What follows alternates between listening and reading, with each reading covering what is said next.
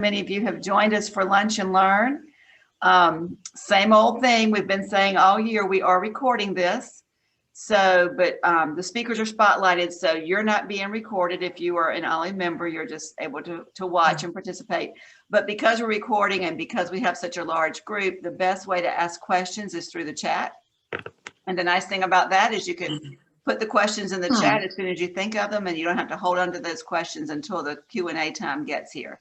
So put those in the chat, and then Mary Lou Jones, who is our co-host today, will make sure our speaker can answer as many of those as possible.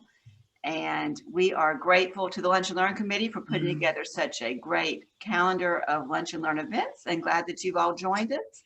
And Mary Lou, I will hand it over to you to introduce our speaker. Thanks, Nancy. I was playing catch up there, trying to find my notes. Anyway, I'm very, very disorganized after this year of difference. I don't like it. Welcome to everybody for another exciting Lunch and Learn about a topic that I don't know about you, but for my husband and I, that's been one of the sanity moments of every day, to pay attention to what's going on outside the window.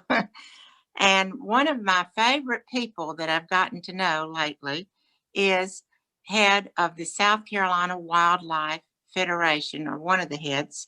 And he, since he was 6 years old, has been interested in nature.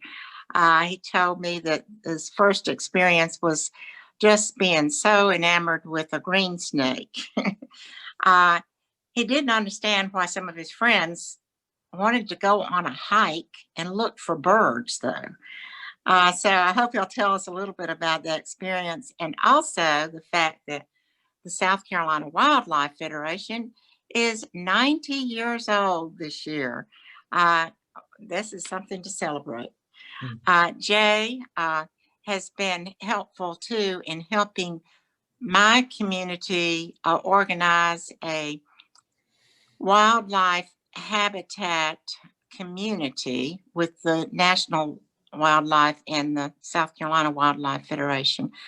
And maybe he can comment on that also, on how you too could be a wildlife habitat in your own yard.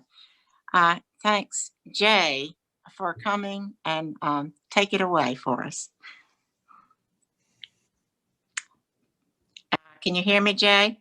Yes, ma'am. Let me just share my screen real fast. And Jay is in Florida now, taking some time off from his family vacation, so we doubly thank him for that.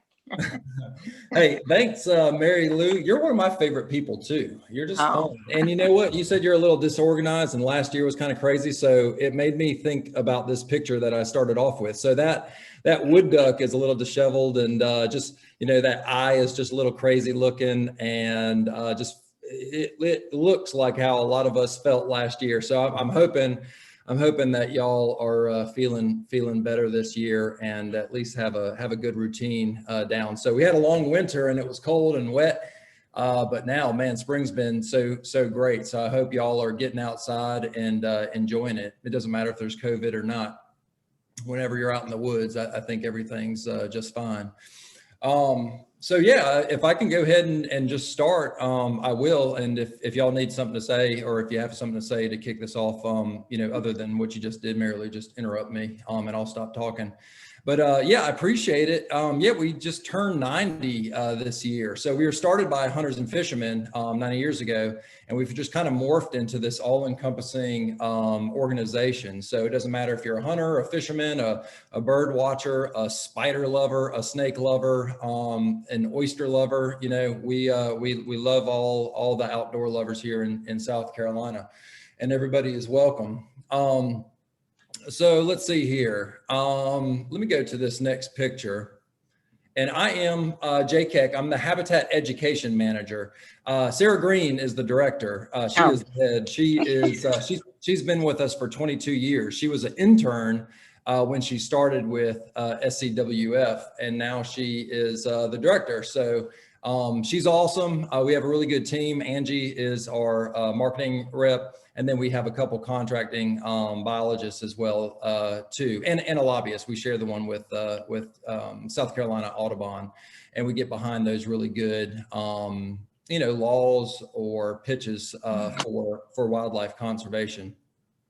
So, here's just a couple things about me. I was in the private sector for about 15 years. I remember saying probably, 20-ish years ago, I said, why in the world would you want to look at birds while we were driving down to Bennett's Point, which is in the Ace Basin, one of the best birding places in the world. And I saw a bunch of people out on a deck, and somebody said, oh, they're looking at birds. I said, why would you want to do that? And now I lead bird talks, and I lead bird classes, and I love birds. I'm addicted. And it's just been a really big blessing for me to have birds in my life now. And that all started about 10 years ago when I saw a Baltimore Oriole for the first time while I was living in Pittsburgh, Pennsylvania. So, you have this beautiful quote by Henry David Thoreau, and then you have this knucklehead quote by me. But, I always like to put that in there and talk about that because, a lot of people my age, I'm in my early 40s, they don't have time for nature. They don't have time for birds or anything else. And I know there's something deep down in them that will connect to nature at some point if they're given the opportunity. Again, I was, given that opportunity about 10 years ago when that gorgeous Baltimore Oriole flew in front of me and changed my life. But now we're talking about green lynx spiders, that one in the middle. We're talking about barred owls. We love the snakes, especially these eastern king snakes that we have here in South Carolina.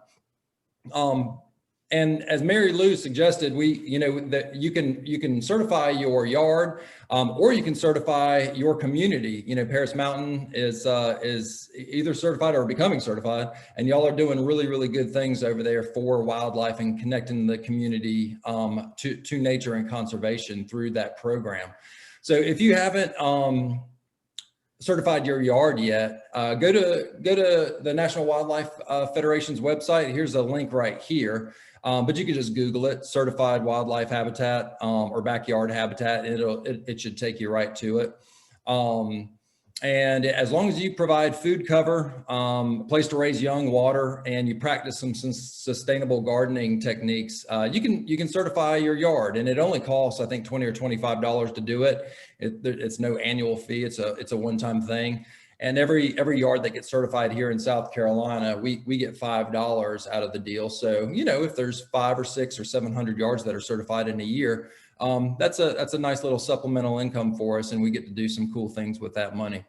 So today we're going to talk about pollinators. We're going to talk about birds and other wildlife and how you can garden for them. And hopefully, if you're not doing it, now, you'll consider some of these techniques this spring. So if y'all haven't read Douglas Ptolemy's book, Bringing Nature Home, y'all please read it. So it's called Bringing Nature Home. I probably have a reference on the last page, but read it twice, and I think you won't garden the same after reading that book. But he talks a lot about native plants and why we use native plants. We'll get in that a little bit today. But he also talks about fragmentation and how much lawn there is in the United States. And this turf grass right here, there's around 40 million acres of turf grass, which is the size of around New England. And if it was just in New England, that area, it would be bad for them and good for the rest of us, but it's not. It's spread throughout the entire country, and it causes, again, fragmentation. There's no, you look at this picture to the right, there's no corridors at all for wildlife to move around freely, reproduce, hunt, seek shelter, all those things that we talked about in the page before, for wildlife to thrive in. So, think about your neighborhood. Does it look like this? That looks like the neighborhood behind our property. We have 3 acres in Chapin. There's probably about 150 or 200 houses in this subdivision behind us, and almost every single yard looks like this. And I always imagine going out to this back porch, if I have some people over and I'm grilling, I'm like, wow, look at my grass. And the guys are like, oh, cool, grass, and that's it. The conversation stops right there. But what if that same yard looked like this? You could do it there. and you had small trees and small bushes, medium trees and large trees, you don't need a whole forest, but dot something in there for wildlife and make it native, so you attract more insects, and leave a little bit of the grass high so you have that shelter and more food for wildlife. Just imagine what this neighborhood would look like if they allowed some of the grasses to grow past, what we consider turf lawn. Imagine, the native oaks that you don't see here, those being planted there, and imagine also all the moths, all the butterflies, all the pollinators, and the life that you're going to see if they would just do this right here. And to me, this looks beautiful. And I'm not anti-turf grass 100%. I have it in my yard. I have two little boys. We play baseball. I can't hit a baseball and throw baseballs in this stuff right here. It's a little tricky. So yeah, we do have some, but we also have a lot of this, and we also left most of our native trees on our property in Chapin. And so this is what I'm talking about when I talk about changing what we typically had in the past to what we need now, what wildlife needs now. And I would argue we need it too. So a buddy of mine, he's the horticulturalist at Riverbank Zoo here in Columbia. He bought this place outside of Columbia about 3 years ago. And this is just a picture from Google Street Maps, because he didn't have a picture that he took himself. So he sent this to me, and then this is 3 years later. This is what it looks like now. And think about coming out here with a cup of coffee. You want to enjoy your garden, and you come out here to two poor little camellias, a couple nandinas that are invasive, a poor looking rose bush, and whatever those are, maybe mums. I would turn right around and go back inside. But now think about that same scenario. You come out here and you see life, you see color, you see vibrance. And I remember going to his house last year to drop off a thank you, because he did a talk for us one time. And I saw a zebra longwing, which is Florida. I'm in Florida right now, which is Florida's state butterfly. And that's about as far north as I've seen them. I know down in the coast, they're getting them all the time now. It seems like, I'm not sure, around the Greenville area, if y'all are getting any zebra longwings, but gorgeous, gorgeous butterflies. And he had skippers, he had the zebra longwing, he had other butterflies just humming around everywhere. And it was just a really kind of like almost a storybook scene. I just sat in my truck for a little with the window down, just taking all the life in. It was really amazing. And I think that's good for us. So this is what it looks like. And this is exactly what I'm talking about. Look at all the cover that's provided. You think about the native plants being food for caterpillars and other insects. And then you think about everything else that's eating them. Okay. So this is what we want to attract. We want to attract beautiful spiders like this, the green orb weaver. If you don't think spiders are valuable to birds, next time you watch a bluebird, get a good pair of binoculars and see what it's feeding its young in the nest box. It's going to be bringing them a lot of spiders. So we want the spiders. We want these milkweed assassin bugs on our milkweed. And if you have space for it, let some logs rot. We have an amazing variety of beetles in our state, and some are just so impressive. And I have a couple pictures of those coming up. But if y'all aren't already doing this, I want y'all to think about planting with more natives. These four right here are some of our most productive native plants in terms of the caterpillars that they support. So if you haven't heard of it, yet, I'll just give a real brief kind of explanation. So native plants have evolved here in South Carolina with our native insects. The insects over thousands or millions of years have developed those physiological characteristics to digest those chemicals that are in leaves to protect them. Plants don't want their leaves to be eaten. That's how they make their food, right?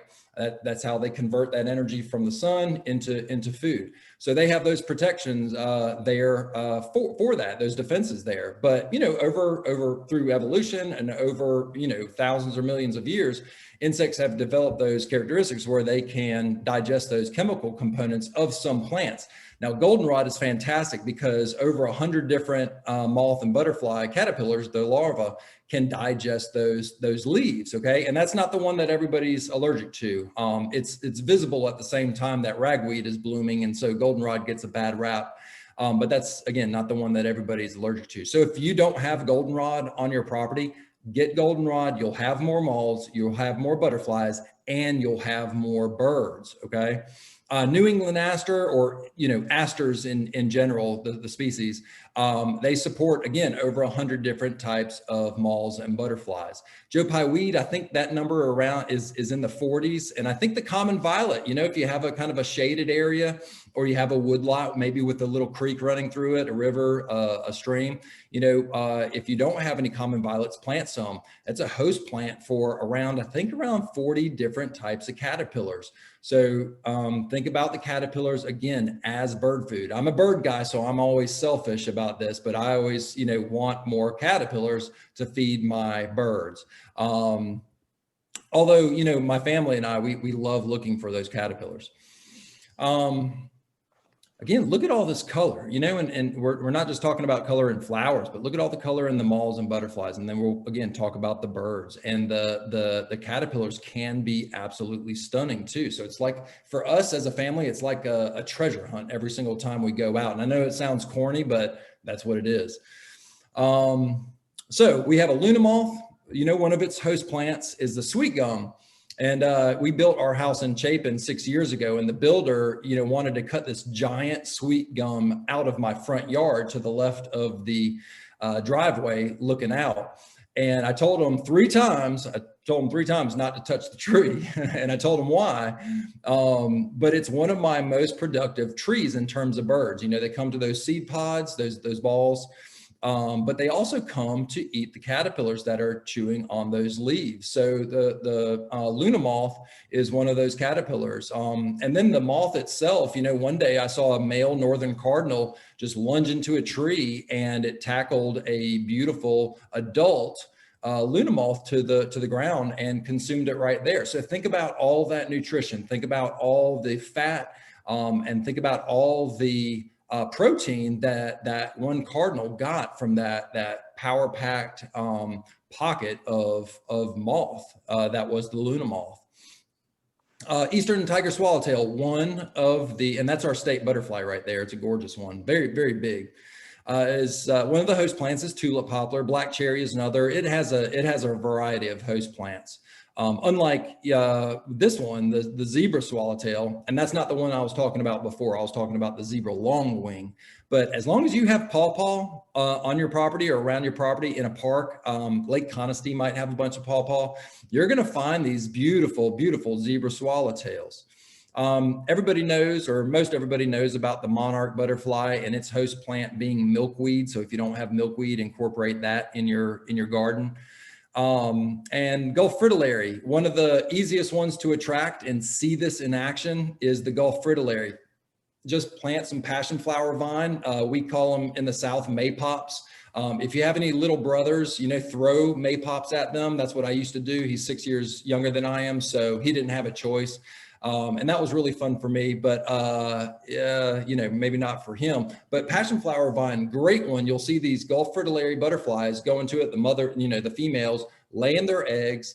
If you have children or grandchildren and you want to get them excited about nature, show them this process. And again, that's one of the best ways to do it, or one of the best plants to install, because the Gulf fritillary will find that passion flower vine. I can almost guarantee you that. And then you get to watch them lay those eggs. You get to watch the caterpillars emerge and then eat and grow. And then you find these cool looking chrysalis around your property. So a great plant to install. And so before they are moths and butterflies, they are caterpillars, right? And these are, you know, I was leading a bird walk at South Carolina Botanical Garden right there by Clemson. And it was a slow morning. I think this was two falls ago, and I think we only had like 41 or 42 species of birds, but it took a while. And so during the slow times during the walk, I looked for caterpillars just to kind of, fill the time in with some really, really neat and interesting things to do. And so these are 9 caterpillars that we found during the kind of the slow times during the bird walk. So a nice sulfur, I can't remember which one, it might be a cloudless, but it's got this neon, green and blue, on the side. Looks almost like how the octopus, changes its colors. It was really beautiful. Probably some Datana species right here. The pipevine swallowtail, look at this one right here. It was on river birch, and river birch is a wonderful tree. If you have room for a tree, consider a river birch or consider an oak. But this spiny rose caterpillar was the first one I had ever seen, was eating on river birch. And then this one was also on the river birch leaf, and I'm not quite sure what that one is. But we had a yellow bear, we had a unicorn prominent, we had the monarch right here, and here's the Gulf fritillary butterfly. And so that was up in Clemson, but this works too on your property. So we plant parsley every year for the black swallowtail. They love parsley, fennel, and dill. And then we have what's called a snowberry clearwing moth. And look how gorgeous that caterpillar is. And I'm serious, guys, we love going out there in the springtime, but I don't know why. Maybe we're just better at it during the fall time, but we tend to see a lot of our caterpillars in the fall time. And most of these all of these that we're looking at were found in the fall. So think, September-ish. But this beautiful snowberry clearwing is on coral honeysuckle. I have a ton of it, and we had a ton of these caterpillars. And then the moth is really, really neat too. So again, we are growing bird food. And so you get these things coming through your property if you have enough food. Birds need food, they need shelter, a place to raise young. But during migration, we don't have things like the magnolia warbler breeding on our property. We don't have things, well, at least I don't, like the Blackburnian warbler breeding on our property, but we do have them migrating through, if not in the springtime, probably in the fall time, and a lot of times both right here in South Carolina. So I want y'all to see more of these. It'll make you a happier person. And let's see here. Looking at these 9, the only one that I haven't seen on my property is the prothonotary warbler, the top one in the middle. And that's just because I don't live on a pond. I don't live on the lake, or any other body of water that these birds, need. So let's listen to a couple of these bird sounds. This isn't a bird class, but I do want y'all to kind of tune into bird sounds. If you learn the sounds, you're going to see more birds. There could be a bird 200 yards that way, and I definitely won't see it if I'm looking to the left and it's on my right. But if it sings or makes it calls, I know it's there if I know that sound, right? So I want y'all to study and go out there and find some of these bird species that you're not familiar with. It's fun. It's a great way to pass the time if you're looking for something to do. And then it connects you to the planet, then it connects you to conservation, and you do really good things for the earth. So let's listen to the yellow-billed cuckoo first, and I'm going to play its song and then the call.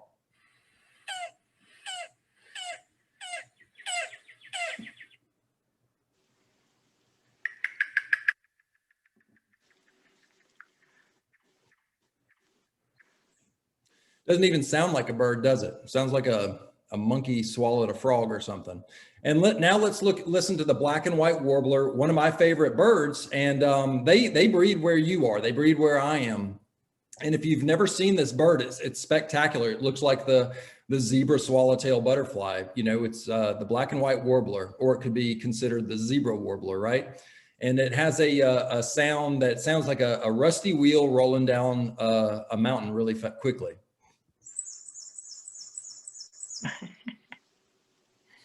And I'll do it again here in just a second.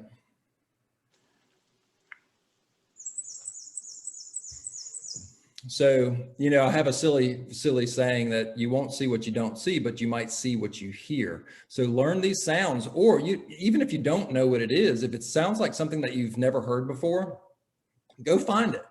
get a good pair of binoculars. Nikon makes a really good pair. Vortex makes a really good pair. You don't have to spend $1,500. You can spend $200, $300, $400 and get a really, really good pair of binoculars. And it looks like, you know, if you got a pair of binoculars from the 1970s and you're like, no, these are good, get you a new pair and look at it. It's like watching a TV from a new 2021 TV compared to a 1980 TV. It's amazing the quality of clarity that these binoculars produce now. Just make sure they're fog proof and waterproof.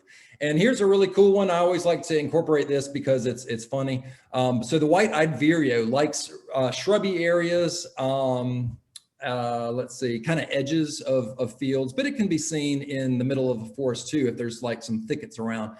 But the phrase that we use to remember its call is quick, give me the beer check. So quick, give me the beer check, and see if you can hear that here. It plays twice. So quick, give me the beer check. So learn those phrases. You can almost make a phrase for each one of these birds. And that's the bird right there that I don't want to say saved my life. It might have, but it changed my life. The Baltimore Oriole, that gorgeous black and orange bird. But think about installing spice bush on your property. Think about installing viburnum. Viburnum is a wonderful plant. A lot of caterpillars use it as a host plant. The false indigo, the Baptisia species that we have, support a lot of caterpillars, 30 or 40 different species. Native blueberries support hundreds of different kinds of caterpillars. And this is out at our house. This is where the coral honeysuckle is. And that's where we find those snowberry clearwing moths or caterpillars. But these are our blueberries, and we have a lot of different caterpillars on those as well. At some point, they're going to get thick enough to where hopefully we have one of these guys, white-eyed vireo, breeding there. Or maybe we'll support a breeding eastern towhee, the drink your tea bird. That is in decline, a large sparrow that's in decline due to habitat loss. So if you can, create those edges on your property, create those thickets next to the trees, and you'll support even more diverse wildlife on your property. So cover and food. American hollies are fantastic. And when you think of a holly tree and the holly leaf, have you ever thought that a caterpillar eats it? I didn't know this until I got into this more, but there is a caterpillar, Henry's elephant. It's a butterfly that eats the leaves of hollies. So it's pretty incredible feat for that little caterpillar. American beautyberry, it's a really, really great shrub. It has these gorgeous berries on it. Just make sure you get the American one. There's a Japanese one or an Asian one, and we don't want to plant that one on our property. We want to plant the American beautyberry, but it's great for our thrush that are migrating through in the fall time. The Swainson's thrush, the wood thrush, the gray cheek thrush that come through here in the fall time. They love these American beautyberries. But I've even seen black-throated blue warblers eating the beautyberries, and that's that bird on the lower left right here.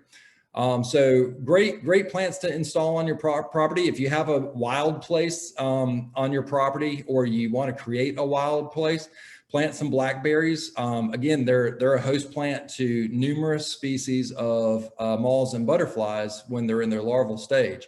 But they're also food for other things as well. I've seen a summer tanager come down and grab one of these berries right off the vine. It was pretty neat to see. Water features, you want to install a water feature if you don't have one. If you have, financial resources enough to support something like this, please do that. You'll support, certain types of water snakes and others. You'll support frogs. You'll support, or you'll get to see more birds coming down to that running water. But if you can't afford something like this, just put a shallow dish up, put one up high, maybe 3 feet high, 2.5 feet high, and then put one down low. You'll get different species coming to them. And here's a really low one, and you never know what you're going to get. But when we're thinking about attracting frogs and snakes, think about our larger birds, like this red-shouldered hawk that I took a picture of next to a creek in Lexington, right behind a Walmart. And it was eating on a beautiful little frog right there. I don't know what kind of frog, but it got a nice meal from it. But this is a nice gray tree frog right here on our property, a barking tree frog. And we have, I think 7 now different brush piles, and it is all for wildlife. And this is our screech owl. I don't have a name, for it other than Hedwig. We're big Harry Potter fans, and so it's kind of unoriginal, but we have kids. What are we going to do? But it's our screech owl, and we love him.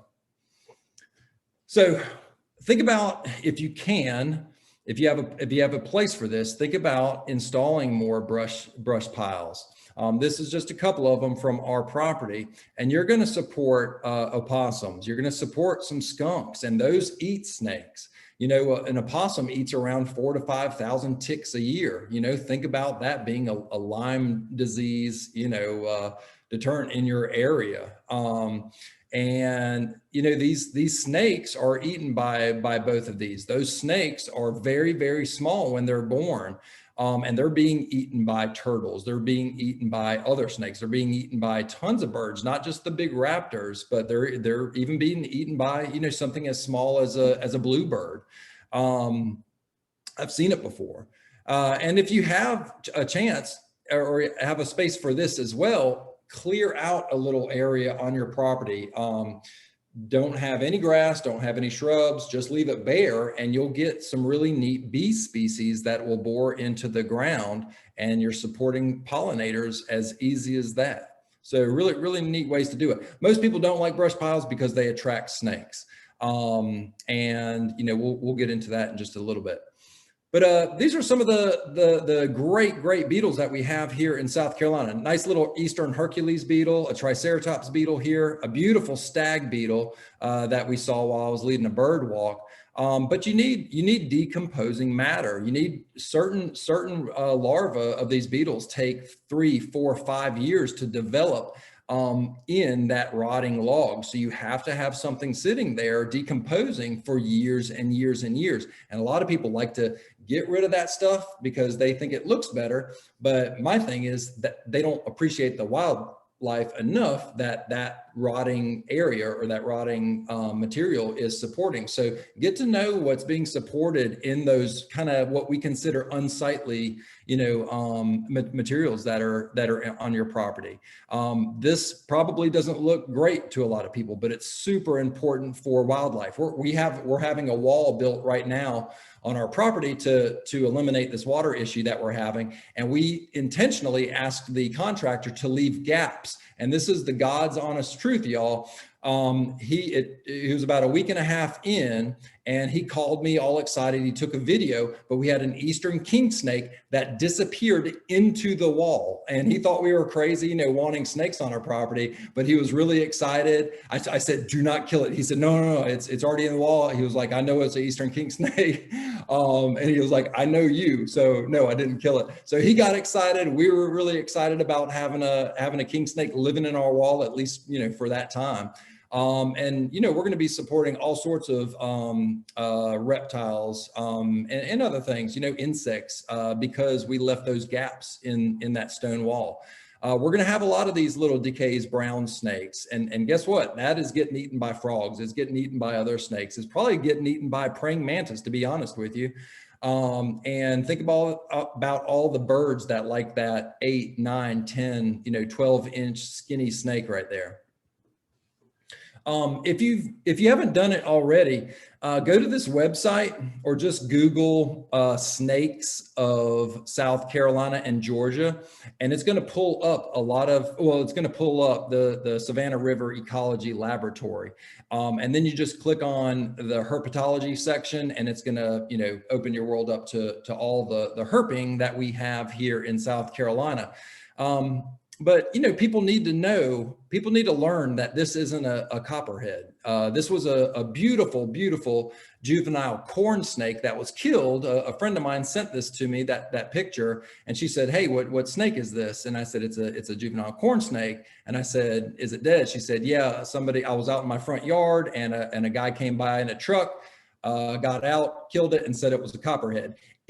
would take him probably 10 seconds to learn the difference. And hopefully he'll choose not to do that in the future, but we don't give enough time, to learn these things. Whether that's, if we don't have the time or we just don't want to create the time for it because we're uninterested. So learn the snakes, and we let the copperheads live around our neighborhood. They're a part of the ecosystem.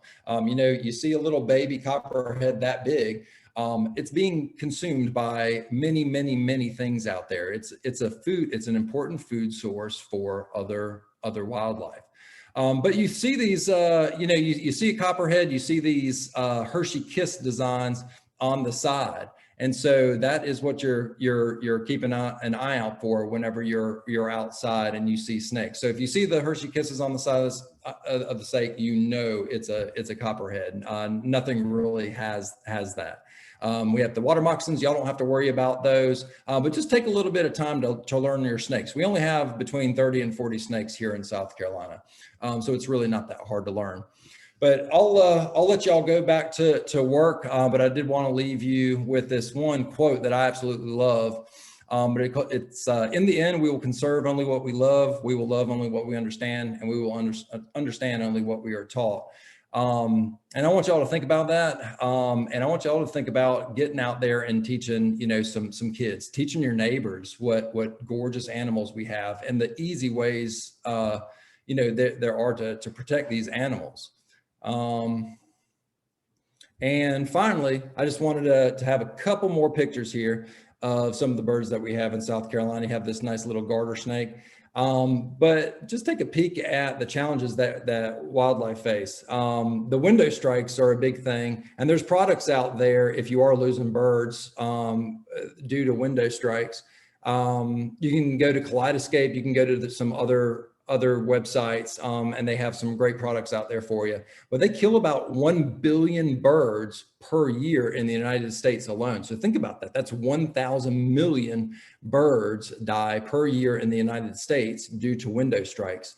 Domestic cats kill around, I think the estimate is 2 to 4 billion, but they also kill over 20 billion other wildlife. So think about the reptiles, think about the amphibians, think about the mammals that they're eliminating from the ecosystem out there.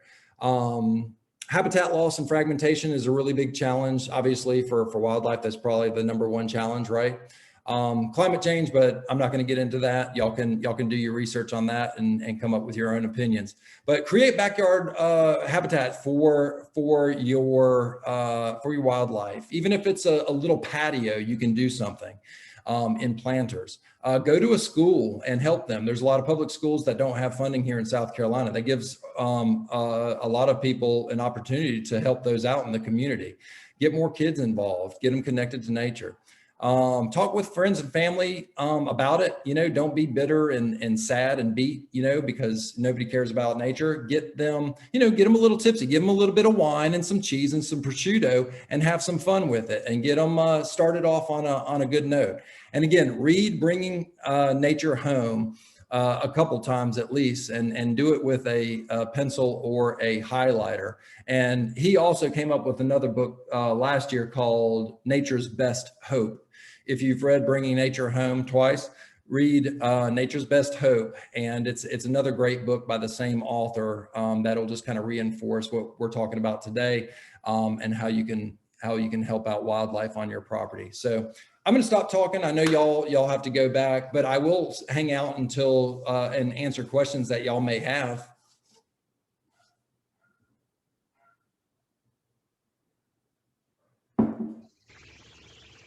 Mary Lou, are you going to do the questions?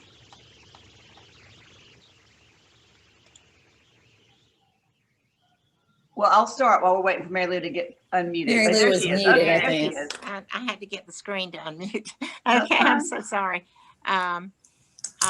So we have a lot of questions, and now I've got to get back to my questions. Oh man. I honestly have lost, here it is. Okay. All right. This, one question is certification something that exists in other states other than South Carolina? Oh, yeah. Jay? That's nationwide. So yeah, it doesn't matter what state you're in. And we're an affiliate of the National Wildlife Federation. We're a separate, 501c3. But no, that's a national certification. So you're certifying through the National Wildlife Federation, not us, though we do, get a little kickback from each one that's certified here in South Carolina. And those people are wonderful. I speak from experience. They are very, very helpful. And it don't takes mind. and it takes 10 minutes to do, if that. Yeah. You can do it online. It used to be on paper and you had to mail it in. You can do it in 5 or 10 minutes, and it's super easy. Then they send you a little certificate. That's wonderful. Yeah. Do you have certification programs for condo HOAs to educate boards and to value trees and other plants? We don't have a certification for HOAs, but you can certify your community. And when you do that, Mary Lou knows this, you have to have a certain percentage of people in that community certifying their gardens, certifying their yards. We try to stop using the term yard and use gardens now, but I'm talking about their property. So as long as you're supplying food, cover, place to raise young, and practicing sustainable garden techniques and supplying water, you can get your yard certified. But on a larger scale, you can get the entire community certified. So if you Google community wildlife habitat, you'll be directed to a link under the National Wildlife Federation's website, and that'll give you more information about it. But as Mary Lou knows, the point of this is first protecting wildlife and wildlife habitat, but it connects the entire community to conservation, to nature, to wildlife, in hopes of creating more conservationists in your community. In condos and apartments, I guess is what they were referring to. And I can speak to that. My mother just put out a bird bath, and all of a sudden she was the one that had all the birds right under her balcony. And then everybody wanted to do the same. So interesting. They didn't seem to mind, the condo people, the owners, You can create a wildlife habitat, on a 3 by 3 foot piece of concrete. You just have some planters. You can provide all or 4 of these things, and then practice the sustainable gardening techniques easily. You don't think about attracting deer, obviously, or maybe not even birds. Protecting bees, or some kind of beetle. The wildlife comes in a myriad different forms. So there's no shortage of what you can do, even on a small piece of concrete. All right, another good question. How do you get landscapers to focus on native plants? You have meetings, again, with maybe some fun libations and some good food, and you try to create an environment where they are open to what you're requesting. If you're just going to lecture somebody, it's a bad way to encourage somebody to get on board. But talk to them. You just have to talk to them. Buy them that book. Buy them Bringing Nature Home, so they can read it for themselves. It's by an entomologist, PhD, holder up in the University of Delaware, Douglas Ptolemy. He knows what he's talking about. Get these landscapers to fall in love with nature, just like the quote from Baba Diem that I had at the end. If they don't love it, they're not going to care for it. So take them on a bird walk, or show them something that might pique their interest and change how they garden. So I'm sorry I don't have a good answer for you, but just the conversation's starting. More nurseries are starting to carry native plants, and that's because we buy them. Okay, so if every single person on this call right now starts buying more native plants, guess what?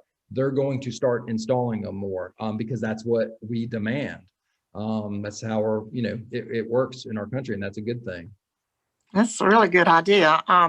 The Native Plant Society is actually having their plant sale, a fundraiser, next week, and I'll send Nancy the link to that. So you can go and get specific plants that Jay has mentioned today, possibly, and maybe even encourage your favorite nursery to do the same. That'd be good. And the National Wildlife Federation, if you go on the Google Native Plant Finder, National Wildlife Federation, so Native Plant Finder, and they partnered with Douglas Ptolemy. And so you can put in your zip code and it'll pull up a list of native plants that can be grown in your area or should be able to be grown in your area.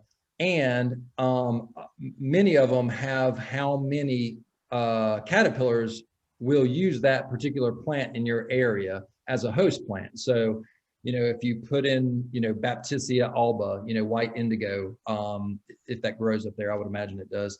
It might pull up, 37 different types of caterpillars that eat it. I'm just, throwing out numbers here, but that's how it works. And so that's a really good tool for y'all. And then Carolina Wild is a nursery up in Anderson that's not too far from y'all, and they carry a ton of native plants. So I would recommend them. And yeah, I'm sure there's some others in your area too. That's a good suggestion. How do certain birds make their sound at certain times of the day? Yeah, or night, right? The mockingbird might drive you crazy. Maybe a brown thrasher might drive you crazy. Well, I'm here in Florida, and at night I'm hearing barred owls. What else? Great horned owls. We're here in Chuck Will's Widow right now. I think you already knew that, though. You hear those types of birds in the evening, but no, I mean, most of them are singing in the morning time. Once it gets really hot in the day, they kind of quiet down a little bit. One of the birds that really doesn't care about the heat it's called a red-eyed vireo. And that male just sings and sings and sings. He doesn't care if it's 98 degrees in June, on June 30th. He's a singer. But most of them sing in the morning time, and they might take a little break in the afternoon, and then they'll kind of resume in the closer to evening. But morning is best by far. 7 to 10 a.m. 7 a.m. to 10 a.m. are kind of like the golden hours of birding. Very good. Which blueberries are native to the Piedmont area, and do you have two different kinds? Do you have to have two different species or subspecies to pollinate? Yeah, you have to have a couple different varieties out there. Rabbit eye are the ones that, I mean, I live in Chapin. I'm only an hour away from y'all, and they thrive there. So any of the, well, I say any, there could be some ones that I'm not familiar with that aren't from here, but rabbit eye variety typically are native. Sparkleberry, if you can grow sparkleberry, that's a nice native. I mean, it's in the blueberry family.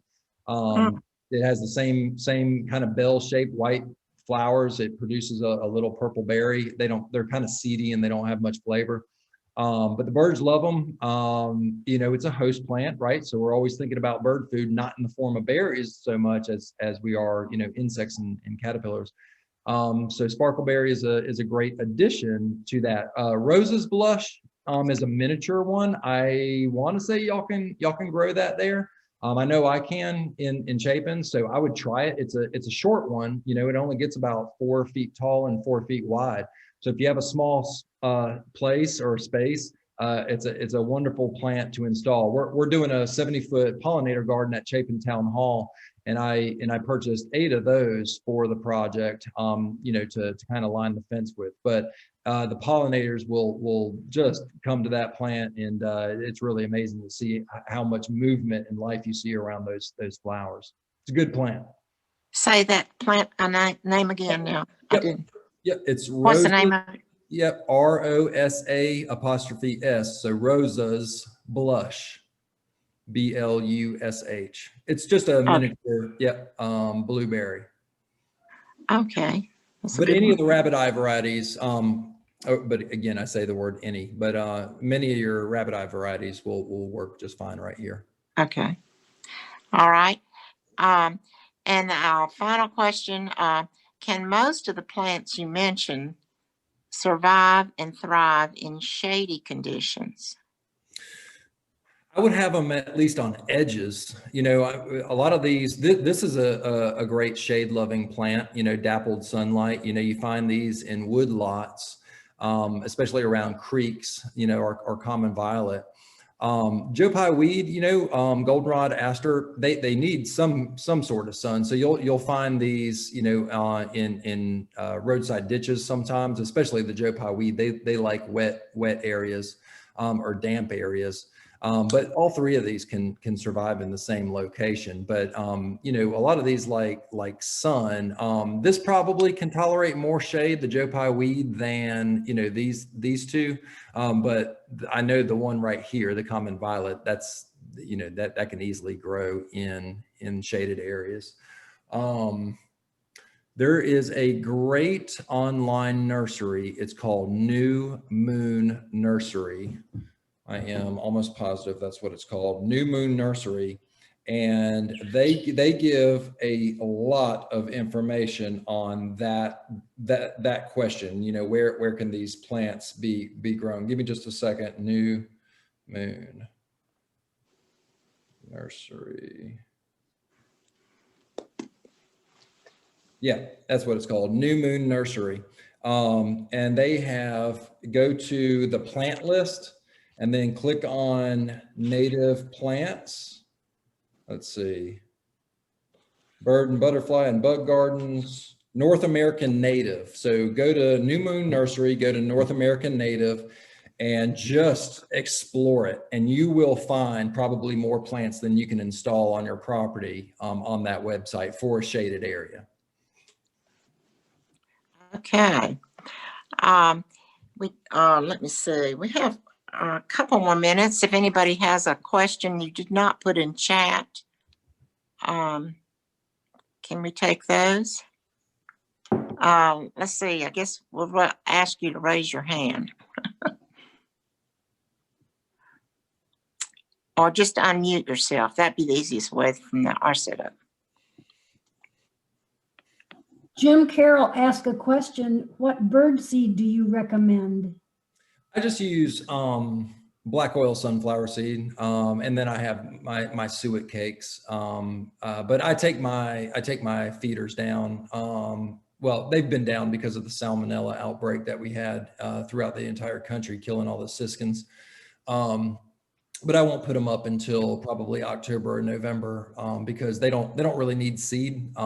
They need protein rich insects. So, but I do feed them black oil sunflower seed when I do feed them, plus suet. I'm a big suet fan. Okay. I know another problem we have sometimes is bears coming to the seed feeders. So we only put those seeders out in January, February, March. It looks like the warm months are wonderful invitation for bears. So wow, yeah, we don't have those. Thank goodness. Are there other questions? Well, Mary Lou. Yes. Mary Lou. Yes. It's Nancy Dixon. I make my own suet, and there are a lot of different recipes for it.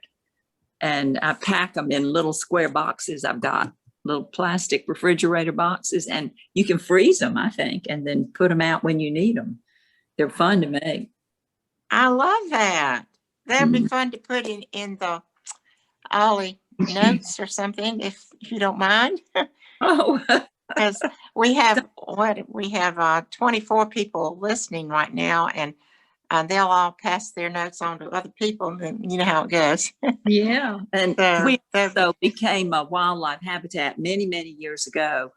We have a small pond which provided my water source. It's a fish pond, and but it was the paper version, Jay, and it took a long time to fill that thing out.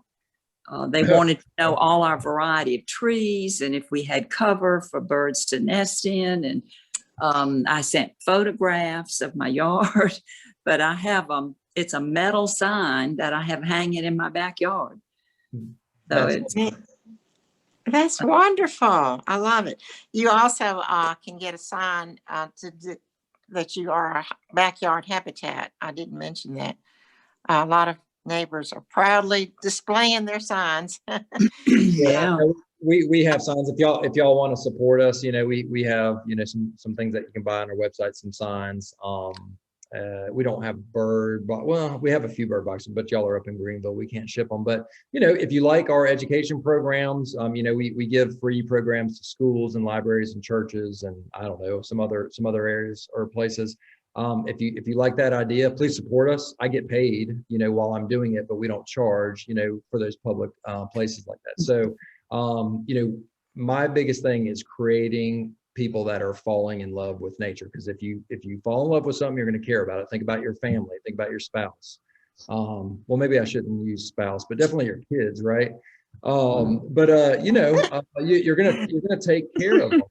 So if you like that idea, support us so we can get into more schools, so we can do more of these talks and hopefully inspire somebody, like I was inspired with that Baltimore Oriole 11 years ago.